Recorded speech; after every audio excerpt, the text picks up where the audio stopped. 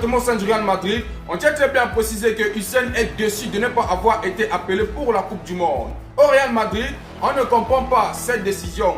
Il est proche du joueur, parle d'injustice. Je n'arrive pas à comprendre ce qui se passe dans la tête de certains gens d'équipe. Vous vous en rendez compte? La personne qui doit même pleurer ici, il est au FC Barcelone, la personne qu'on appelle Gérard Martin, il n'a pas été appelé. C'est là-bas qu'on appelle l'injustice, car il méritait d'être appelé matin, midi et soir. Mais pour Hussein, il se met à charrier comme si, non, il faut arrêter au bout d'un moment. Il n'y a rien à dire, les joueurs sortant du Real Madrid ne méritaient pas être dans cette Coupe du Monde, matin, midi et soir. Il n'y a pas question d'injustice. La personne qui doit pleurer ici, c'est Gérard Martin, car il devait être appelé matin, midi et soir. Et si on continue toujours avec le Real Madrid, on tient très bien à préciser qu'un accord verbal entre Antonio Rudiger et le Real Madrid pour une prolongation jusqu'en 2027 a eu lieu l'équipe. Alors, vous allez encore voir sa tête, il n'y a rien à dire. Les gens qui doivent quitter le Real Madrid, on constate qu'ils sont encore là. Il est très bien vrai, les gars ont commencé à enlever, mais je pense que ce monsieur, il devait quitter le Real Madrid, il n'y a rien à dire. Alors si on bascule directement sur le cas de Florentino Pérez, on tient très bien à préciser que si Florentino Pérez gagne largement les élections, il prévoit de vendre immédiatement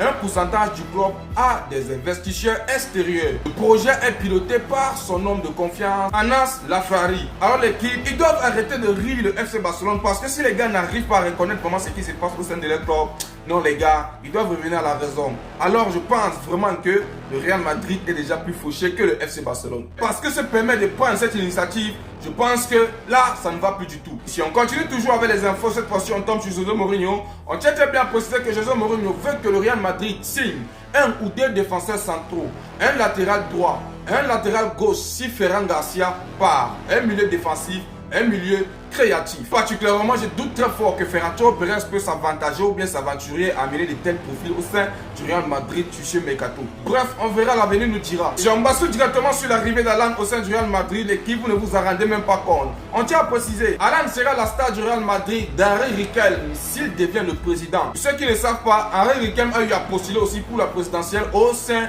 du Real Madrid d'équipe. Alors, il y a entre lui et Florentino Pérez, c'est lui qui gagne, sera le président du Real Madrid. Et lui, il se permet de dire ça. Henri Riquelme a déjà eu des discussions directes avec les agents d'Alan. Alan est le pilier de son projet sportif.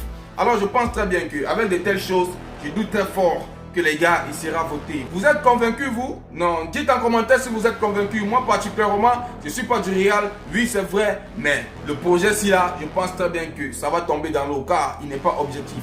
N'hésitez pas à vous abonner et de partager au maximum, car c'est ça qui fait le refinancement. Et on se dit à plus pour une nouvelle vidéo.